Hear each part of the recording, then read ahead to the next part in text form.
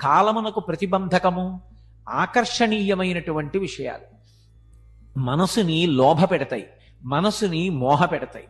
చూడండి, ఏదో ఇవాళ ఇది చదువుకుందాం ఒక గంట సేపు అనుకుంటాడు, కానీ ఈలోగా ఓ క్రికెట్ మ్యాచ్ వస్తుంది, లేకపోతే ఏదో తనకిష్టమైనటువంటి సినిమా ఒకటి వస్తూ ఉంటుంది, లేదా తనకిష్టమైనటువంటి ఒక నటుడితోటి ఏదో ఒక ఇంటర్వ్యూ ప్రసారం అవుతూ ఉంటుంది. అతను తర్వాత చదువుకుందామని చెప్పి దీన్ని చూస్తూ కూర్చుంటాడు. కాలం అయిపోయింది, ఇక ఆ కాలము తిరిగి రాదు. అందుకే కాలాన్ని యమునా నదితో సంకేతిస్తారు. కాలానికి ముందుకు వెళ్ళడం తెలుసు తప్ప కాలాన్ని వెనక్కి తీసుకురాగలిగిన శక్తి లేదు. అది వెనక్కి తిరిగి రాదు. వెనక్కి తిరిగి రాదు కాబట్టి వెళ్ళిపోయిన కాలం వెళ్ళిపోయింది. ఇలా ప్రతిరోజు ఏదో ఒక కారణానికి ఆకర్షితుడై ఏది చెయ్యాలనుకుంటున్నాడో అదొక్కటే చెయ్యడు. ఏది నేను చెయ్యాలని సంకల్పం చెయ్యడో అది మాత్రం చేస్తూ ఉంటాడు. చిట్ట చివరికి ఫలితం ఏమవుతుంది అంటే, ఏ తరగతి గదిలో కలిసి తాను ఇతర విద్యార్థులతో చదువుకున్నాడో అందులోనే ఒక విద్యార్థి ఒక 10 సంవత్సరాలు పోయేటప్పటికి ఒక 70 లక్షల రూపాయలు విలువ కలిగినటువంటి మంచి కారులో చక్కటి భార్యతో కలిసి సిగ్నల్ లైట్ పడితే ఆగుతాడు. ఆ పక్కనే ఇంకా ఉద్యోగాన్ని వెతుక్కుంటూ ఒక సైకిల్ మీద ఈ పక్క విద్యార్థి ఆగుతాడు. కిటికీ అద్దంలోంచి చూసి, ఒరే బాగున్నావా అని అడుగుతాడు. వాడు కిటికీ అద్దం దింపి కారులోంచి అంటాడు, ఎరా ఇప్పటికైనా అసలు నువ్వు చెయ్యవలసిన పని సక్రమంగా అనుకున్న సమయానికి చేయడం అలవాటు చేసుకున్నావా, అలాగే ఉండిపోయావా అని అడుగుతాడు.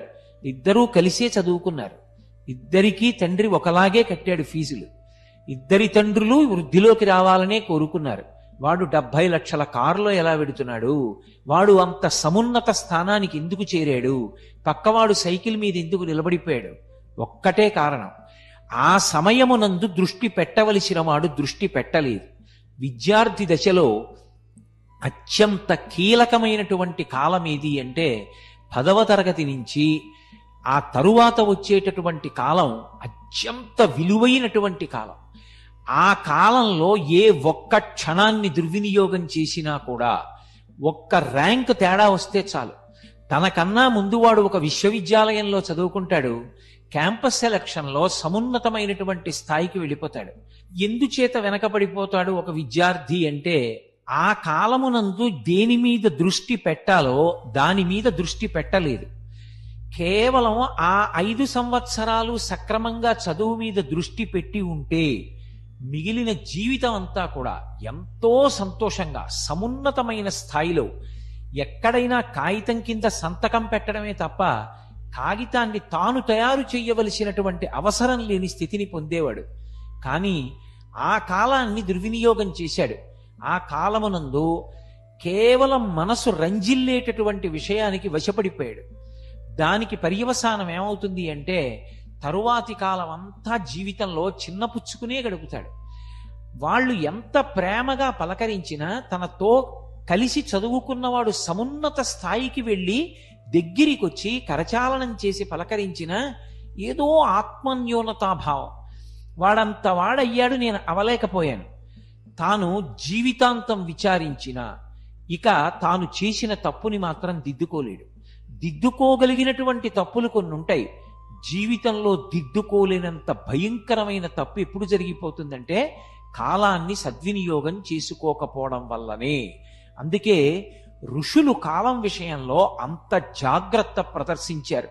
అసలు మీరు సనాతన ధర్మంలో వాంగ్మయాన్ని పరిశీలనం చేస్తే అన్నిటికన్నా ఎక్కువగా దేని మీద దృష్టి పెట్టి మాట్లాడారు అంటే కాలాన్ని సద్వినియోగం చేసుకోవడం. అందుకే సూర్యోదయాత్ పూర్వం ఎన్ని గంటలకి నిద్ర లేవాలి అన్నదానితో మొదలుపెట్టి ఎన్ని గంటలకి నిద్రపోవాలి అన్న విషయాన్ని కూడా ఋషులు చెప్పారు. రాత్రివేళ బుద్ధి చురుకుతనంతో ఉండదు. పైగా అందరూ నిద్రపోతున్న వేళ తానొక్కడూ మేల్కొని ఉండడం మంచి లక్షణం కాదు. అది మనసు ఏ బలహీనతలనైనా పొంది ఉంటే ఆ బలహీనతల వైపుకి ప్రయాణించడానికి అవకాశం ఇచ్చేటటువంటి సమయం. మహాభారతంలో విదురుడు ధృతరాష్ట్రుడితో మాట్లాడుతూ అదే అంటాడు. అందుకే అందరూ నిద్రపోయే వేళలో తాను నిద్రపోవాలి, అందరూ తెలివిగా ఉండవలసిన సమయంలో తాను తెలివిగా ఉండాలి. చిన్నపిల్లలకు అందుకే పెద్ద పూజా విధానాన్ని శాస్త్రం పెట్టలేదు. చాలాసేపు పూజలో గడపమని చెప్పలేదు. ఏకాదశి లాంటి ఉపవాసాలు చెయ్యమని చెప్పలేదు. దేవాలయాలకి అదే పనిగా వెళ్ళి దర్శనాలు చేసుకుని ప్రదక్షిణాలు చేసి నమస్కారాలు చెయ్యమని కూడా చెప్పలేదు. నీకు సమస్తమైనటువంటి దేవతల యొక్క సమాహార స్వరూపము తల్లిదండ్రుల రూపంలోనే ఉన్నారు. ఏ గుడికి కూడా చిన్నతనంలో అంత ప్రయాసపడి వెళ్ళక్కర్లేదు. ఎప్పుడైనా ఏ నైమిత్తిక తిథి నాడో వారంలో ఏదైనా ఒకరోజో దేవాలయానికి వెళ్ళడాన్ని నేను వ్యతిరేకించను. కానీ తల్లిదండ్రులకి ప్రదక్షిణం చేసి ఒక్క నమస్కారం చేస్తే చాలు. నీ గురువు గారి పట్ల నువ్వు గౌరవభావంతో పూజ్యభావంతో ప్రవర్తించగలిగితే చాలు. అది నీకు విశేషమైనటువంటి భగవంతుని యొక్క అనుగ్రహాన్ని తెచ్చి కట్టపెడుతుంది. శాస్త్రం ఎందుకు విద్యార్థి దశకి అన్ని మినహాయింపులు ఇచ్చింది అంటే ఒక్కటే కారణం, వాడి పేరే విద్యార్థి. ఆ సమయమునందు నువ్వు ఎంత విద్య సముపార్జనం చేశావో అదే నీకు రాబోయే జీవితంలో తొట్టుపాటు పడకుండా ఊంచుకుని నిలబడగలిగినటువంటి స్థితినిస్తుంది, ధార్మికమైనటువంటి జీవితాన్ని ఇస్తుంది. నువ్వు ఏ స్థానంలో కూర్చున్నావన్నది కాదు, ఏ స్థానంలో కూర్చున్నా కూడా పూజనీయుడవై అతను విశ్వసనీయమైనటువంటి వ్యక్తి, అతను పద్ధతైనటువంటి జీవితము గడిపేటటువంటి వాడనేటటువంటి కీర్తిని తెచ్చిపెడుతుంది. ఎదర జీవితంలో ఎన్నో కష్టసుఖాలు ఉండొచ్చు, ఒత్తిడులు ఉండొచ్చు, వైక్లభ్యాలు ఉండొచ్చు, ఉద్ధాన పతనాలు ఉండొచ్చు. వాటిని తట్టుకోవడానికి కావలసిన శక్తి ఎక్కడి నుంచి వస్తుందంటే విద్యార్థి దశలో ఇక ఏ పని ఉండదు.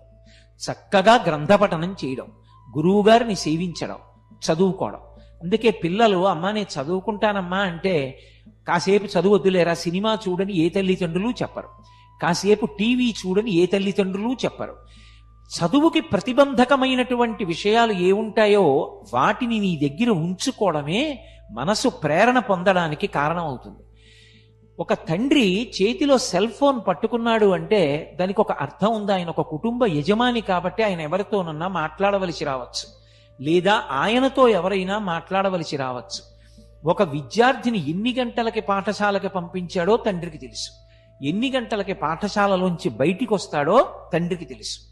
అంతకన్నా ముందు ఏ కారణం చేతనైనా పాఠశాలలోంచి పిల్లవాడిని పంపించేస్తే ఆ తండ్రికి అయ్యా ఇవాళ పాఠశాల ఫలానా కారణానికి మూసేసి ఇంటికి పంపించేశామని చెప్పడానికి తండ్రికి ఒక సందేశాన్ని పంపించడానికి పాఠశాల యాజమాన్యం దగ్గర ఫోన్ ఉంది.